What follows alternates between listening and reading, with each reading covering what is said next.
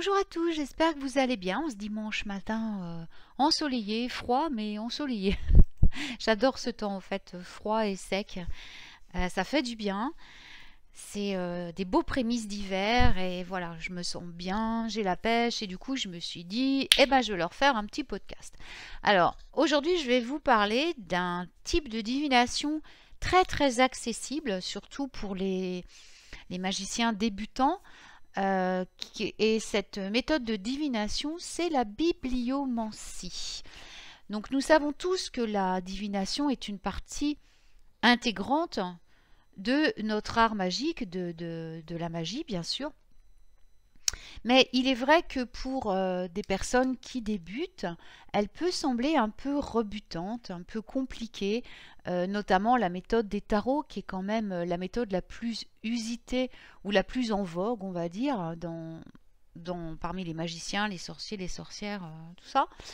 Mais quand même, c'est un travail de longue haleine que de savoir déjà se familiariser et ensuite être capable d'interpréter soit dans 72 lames de tarot et imaginez qu'après, il faut en plus savoir interpréter les combinaisons de ces cartes lors des tirages, la façon dont les cartes interagissent les unes avec les autres.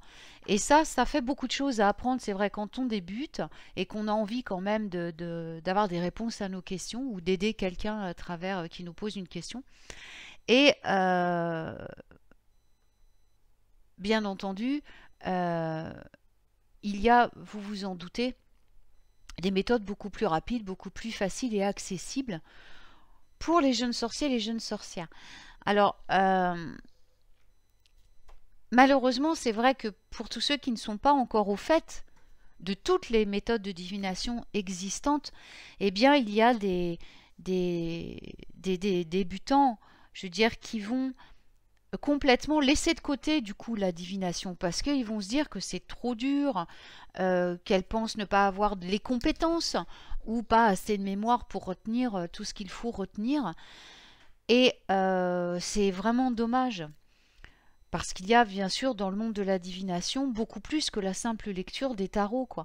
On peut, voilà, il y a la divination à travers les étoiles, à travers les pierres, à travers la météo. Il y a la divination des miroirs, il y a la divination de fumée, il y a la divination du marc de café, il y a la divination des feuilles de thé, enfin, il y a je ne sais combien de méthodes de divination et forcément un jour ou l'autre, vous allez trouver celle qui vous convient à vous, qui correspond à votre magie, qui correspond à votre tempérament et qui s'aligne sur les dons naturels que vous avez reçus à votre naissance.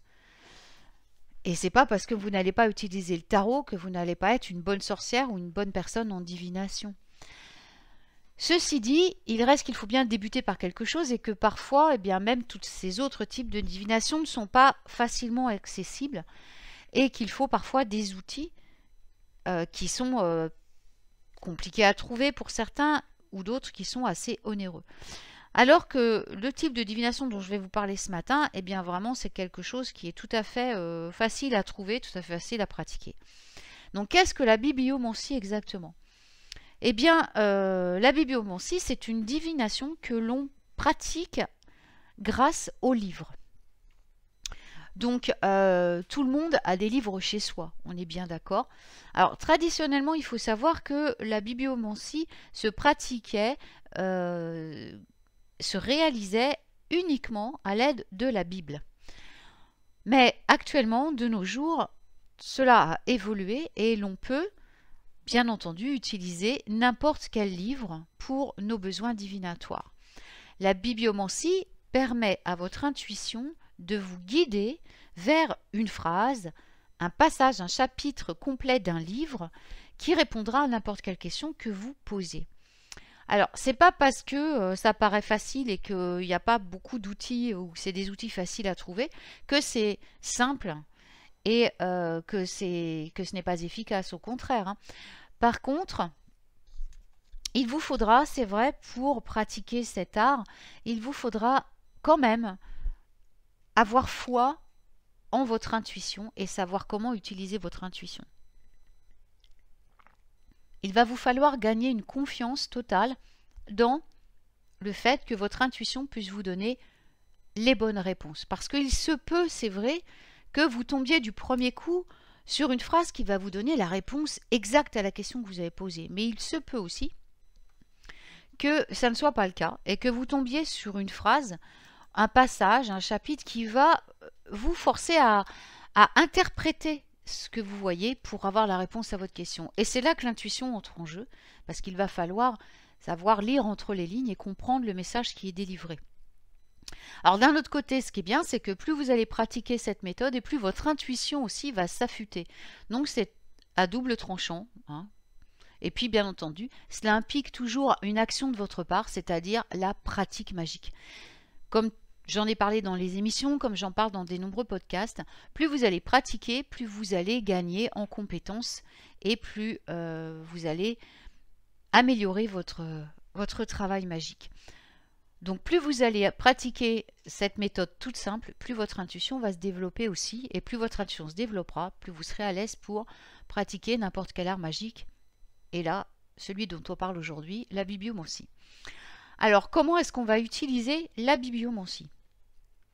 Alors, dans sa forme la plus simple, bien entendu, vous, c'est-à-dire le bibliomancien, va poser une question.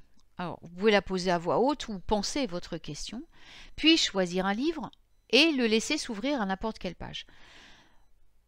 Ça, je pense que c'est arrivé à tout le monde au moins une fois dans sa vie. Et la réponse à la question se trouve quelque part sur la page, généralement là où l'œil se pose initialement. Mais on va examiner de plus près les deux principales méthodes de bibliomancie en les prenant étape par étape.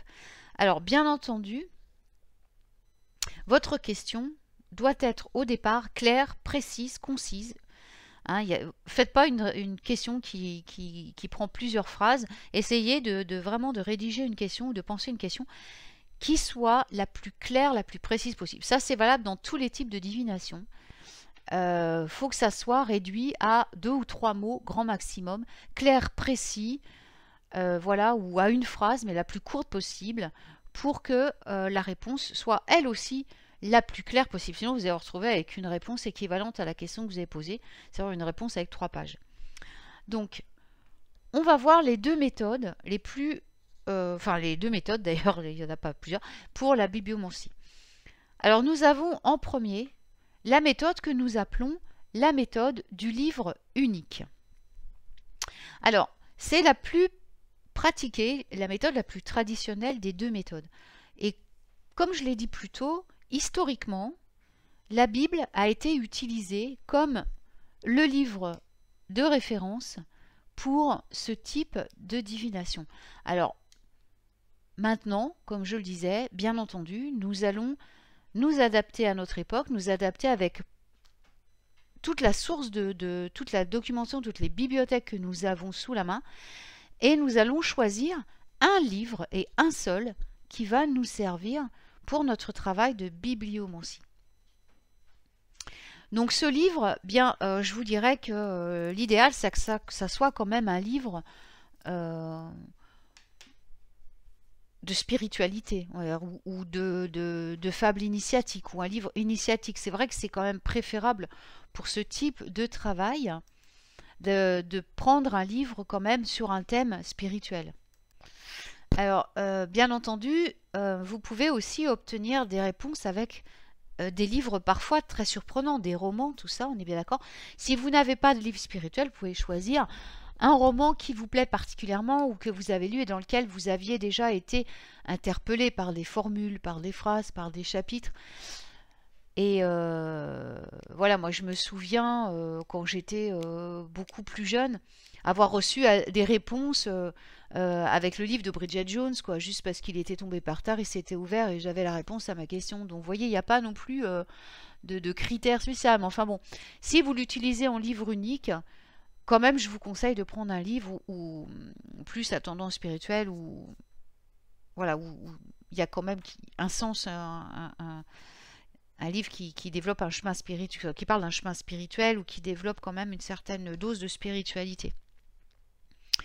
Alors, sinon, eh bien, utilisez n'importe quel livre du moment qu'il vous appelle. Si vous n'avez pas de livre spirituel, eh bien, laissez-vous guider, encore une fois, par votre intuition et prenez le livre qui vous appelle, vraiment. Ou ça peut être un livre qui est écrit par une personne que vous admirez, un auteur que vous aimez particulièrement, hein, ou un roman, je vous dis, qui parle très profondément.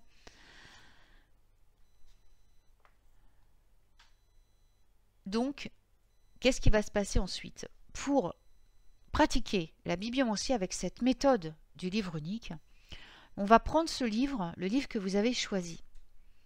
On va le placer devant nous sur la table. Alors, vous pouvez, si ça vous aide, allumer une bougie. Ça va vous aider à focaliser une fois que vous aurez posé la question sur bien rester ancré sur le moment présent et éviter de penser. Donc vous allez commencer par faire la connexion avec ce livre, avec un contact physique. Donc vous allez placer votre main sur votre livre, ressentir ses vibrations, lui communiquer les vôtres. Vous allez ensuite soulever un peu la main, continuer à ressentir les vibrations entre le livre et vous, et établir un contact avec ce livre. Ensuite, une fois que c'est fait, vous allez vous concentrer sur la question ou la situation qui vous préoccupe. Donc comme je l'ai dit, hein, une question concise, bref, très claire, et vous allez rester concentré sur cette question jusqu'à ce que vous vous sentiez prêt à ouvrir le livre ou que le livre vous appelle. Il se peut que vous sentiez vraiment poussé à ouvrir le livre. Là, le livre va vous appeler parce qu'il a la réponse à votre question. Donc laissez-vous, pareil, guider. Fixez votre attention sur la flamme de la bougie ou votre respiration pour rester bien ancré et pour bien que votre esprit reste bien focalisé sur la question que vous avez posée. Ensuite, eh bien, soit vous commencez par feuilleter les pages du livre. Donc ça, vous le faites une ou plusieurs fois, comme vous le sentez. Et quand ça vous paraît correct, vous arrêtez de tourner. Vous ouvrez la page sur laquelle vous êtes arrêté et vous laissez vos yeux tomber sur n'importe où, enfin n'importe où sur la page, pardon. Oh, ma dyslexie, excusez-moi. Donc vous laissez vos yeux tomber n'importe où sur la page. Wow. Et sinon, il y a la méthode aussi, donc de prendre le livre, vous savez, de laisser les pages défiler très vite, voilà. Et à un moment, il s'ouvrira, vous arrêtez et vous sentez qu'il s'ouvre. Et là, vous avez aussi... Vous êtes à la bonne page, donc vous laissez les yeux aussi se poser au bon endroit, enfin à l'endroit où ils veulent et ce sera le bon endroit. Ou sinon, vous avez la méthode de l'ouvrir d'un seul coup en deux, enfin à un endroit, prendre entre vos mains, vous l'ouvrez à un seul endroit, hop, ça claque d'un coup et vous êtes tombé sur la bonne page aussi. Il y a ces trois méthodes. Alors, ensuite, vous allez noter bien sûr cette phrase sur laquelle vos yeux sont tombés. Vous constaterez peut-être que la seule phrase ne va pas répondre à la question ou que vous allez vous sentir appelé à lire l'intégralité du paragraphe ou du passage ou du chapitre. Hein. Donc encore une fois, suivez votre intuition, faites ce qui vous convient le mieux. Si vous vous sentez appelé à lire tout le chapitre, faites-le. Si la seule phrase répond à la question, eh bien c'est parfait. Donc si vous êtes appelé à lire un passage ou un chapitre, eh bien lisez-le plusieurs fois et laissez les mots bien vous imprégner. Le message peut être à ce moment-là moins évident, plus mystérieux si on a affaire à un passage complet. Mais est-ce qu'il y a des mots ou des phrases qui vont vous sauter aux yeux dans ce passage? Et est-ce qu'il y a des images ou des souvenirs, des odeurs, des choses qui reviennent tout de suite à vous quand vous lisez ce passage? Même si ça n'a pas de sens immédiatement pour vous, ce n'est pas grave parce que la divination parfois n'est pas très claire dans ses réponses, mais c'est dans le temps qu'on gagne en clarté autour des réponses qui nous ont été données. Et parfois la réponse apparaît très claire au bout de quelques heures, de quelques jours. Vous allez voir, la réponse va vous apparaître clairement dans ces cas-là. Vous ne découragez pas si vous n'avez pas la réponse tout de suite surtout. Hein. Ensuite, nous avons la seconde méthode qui est la méthode de la bibliothèque. C'est celle que j'utilise moi la plus souvent. La deuxième méthode donc va consister à se placer devant votre bibliothèque, devant l'étagère où vous avez vos livres ou le meuble dans lequel vous rangez le livre, et vous allez donc posez votre question, comme pour le premier cas, à voix haute ou dans votre tête. Puis vous allez, cette fois, vous laisser attirer par n'importe quel livre ou n'importe quel document sur vos étagères. Alors ça peut être n'importe quoi, du coup, ça peut être un roman, un livre de science-fiction, un manuel, une bande dessinée, un livre pour enfants, peu importe. Suivez votre instinct, laissez-vous entièrement guider, appeler par le livre. Il faut que le livre vous appelle. Donc, retirez-le de l'étagère et procédez comme auparavant, feuilletez les pages gentiment et arrêtez-vous là où ça vous parle, hein, vous le faites plusieurs fois. Ouvrez-le, donc clac d'une seule fois, ou alors vous faites la méthode rapide, hop, vous tournez très très vite les pages et vous l'ouvrez au moment où ça vous appelle. Et donc laissez votre œil tomber sur la page et notez la phrase sur laquelle il atterrit. Et donc, comme la première fois, ça peut être cette seule phrase, le paragraphe, le passage, le chapitre. Et surtout, n'hésitez pas donc à suivre votre intuition. Il se peut même que ce soit qu'un seul mot qui vous saute aux yeux et qui vous donne la réponse. Vraiment, il n'y a pas de méthode précise. Faites vraiment comme ça vous appelle. Voilà, n'oubliez pas de prendre des notes au fur et à mesure que vous progressez dans cette méthode de divination. Pensez à tout noter dans votre grimoire, comme pour tous vos travaux magiques, vos progressions. Et voilà, notez par exemple ce que vous avez deviné et vous verrez si ça se révèle vrai ou pas par la suite. Notez tout dans le grimoire, comme ça vous pourrez voir votre progression. Alors maintenant, nous allons passer à l'interprétation. Alors c'est la partie la plus délicate, c'est interpréter bien sûr les réponses que vous allez obtenir grâce à la bibliomancie. Donc évidemment, plus vous allez pratiquer, plus vous allez développer des préférences personnelles, des méthodes d'interprétation de vos réponses, mais au début, ça peut être un petit peu compliqué. Donc il y a des moments, parfois la réponse va venir d'un seul coup, vous saurez exactement ce que ça veut dire, mais parfois ce n'est pas si facile, et donc vous pouvez utiliser différents processus pour vous aider à creuser vos réponses, à peaufiner vos réponses. Alors une méthode, la première méthode que je vous conseille, c'est de recopier le passage complet ou la phrase que vous avez choisie. Donc il faut commencer par déterminer le début et la fin du passage que vous avez retenu. Ensuite, que ce soit une phrase, une section ou un chapitre. Alors, si c'est un chapitre complet, évidemment, vous n'allez pas recopier tout le chapitre, parce que là, vous n'en sortez pas. Donc là, je vous conseille de faire ce que je vais vous dire après, les autres méthodes. Mais si c'est qu'un passage, prenez le temps de l'écrire. Le fait d'écrire, ou de même l'écrire à l'ordinateur, de taper les mots, eh bien, va vous aider à décomposer la signification de ce message, va vous aider à éclairer la réponse qui se cache dans ce texte pour vous. Ça va vous donner en plus la copie du passage que vous allez garder, que vous allez pouvoir annoter au fur et à mesure que les informations vont arriver. Et cela va vous aider donc à décortiquer et à trouver votre réponse. Ensuite, la deuxième méthode est de rechercher des mots, des expressions, des phrases qui vont ressortir. Donc là, c'est plutôt quand vous avez choisi un passage ou un chapitre. Donc vous allez relire bien sûr attentivement le chapitre, le passage, en mettant en évidence, en soulignant les mots, les expressions ou les phrases qui vous ont interpellé, qui vous frappent.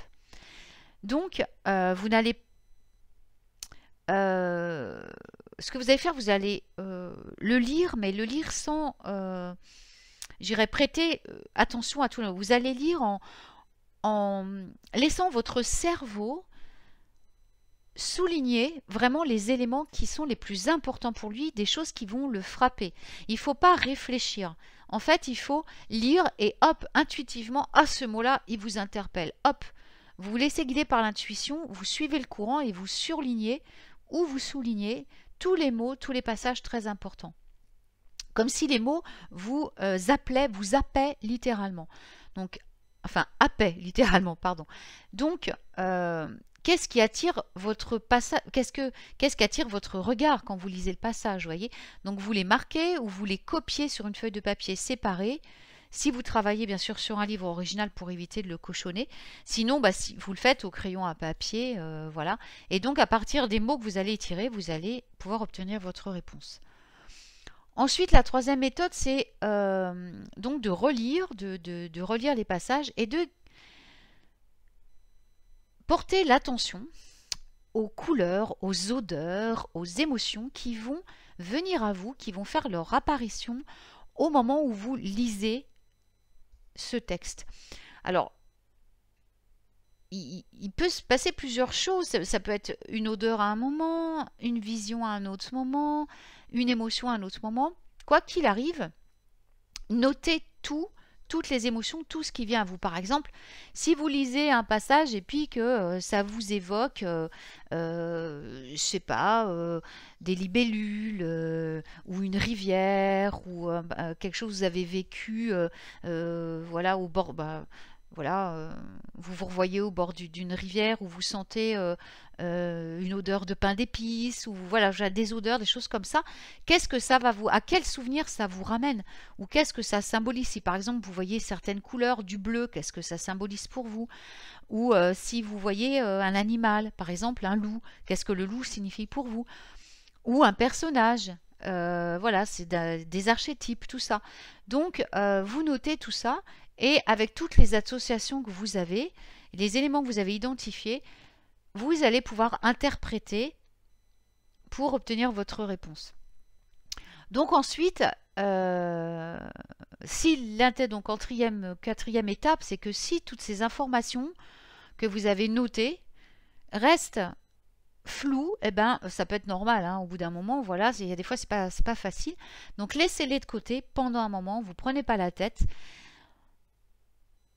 Il faut laisser votre esprit se reposer, faire une pause. Vous avez pris le temps de tout noter, tout ça, vous l'avez noté sur votre grimoire ou sur une feuille, eh bien vous les laissez. Vous mettez vos notes de côté et vous ne vous en inquiétez plus pendant au moins une journée. Donc vous allez dormir là-dessus, c'est ce qu'on dit toujours, on dort là-dessus. Vous n'essayez pas d'interpréter vos réponses, vous dormez dessus et le cerveau va faire son travail tout seul. Voilà, tout ce que vous avez à faire, par exemple, à la limite, c'est le lendemain matin, vous relisez le texte, vous relisez vos notes, vous relisez voilà, ce que vous avez noté, vous le ramenez à votre esprit. Voilà. Soit le lendemain matin, et vous laissez travailler toute la journée, soit le lendemain avant d'aller vous coucher. Et donc, vous allez laisser une nouvelle fois votre esprit travailler, et il se peut fort que la réponse, du coup, vienne toute seule, vous apparaisse vraiment comme un « Ah, mais oui, mais voilà, c'était ça, et ça vient tout seul. » Mais prenez le temps de déconnecter, parce qu'au bout d'un moment, ce qui va se passer, c'est que c'est l'esprit d'analyse qui va prendre le dessus, et non plus votre intuition. C'est votre mental qui va prendre le relais, et va commencer à décortiquer les réponses, à vouloir tout analyser, et là, vous n'êtes plus dans l'intuitif, vous n'êtes plus dans de la divination, vous êtes dans l'analyse du mental et vous allez obtenir des réponses faussées. Donc, dès que vous sentez que vous commencez à analyser ou à mentaliser, hop, vous arrêtez et vous laissez tout ça reposer. Voilà, et n'oubliez pas, donc la dernière recommandation, c'est que vous êtes le magicien qui détermine les règles. Vous devez prendre les rênes de votre magie.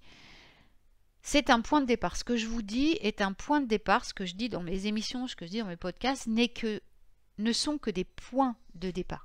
Ce ne sont que des bases.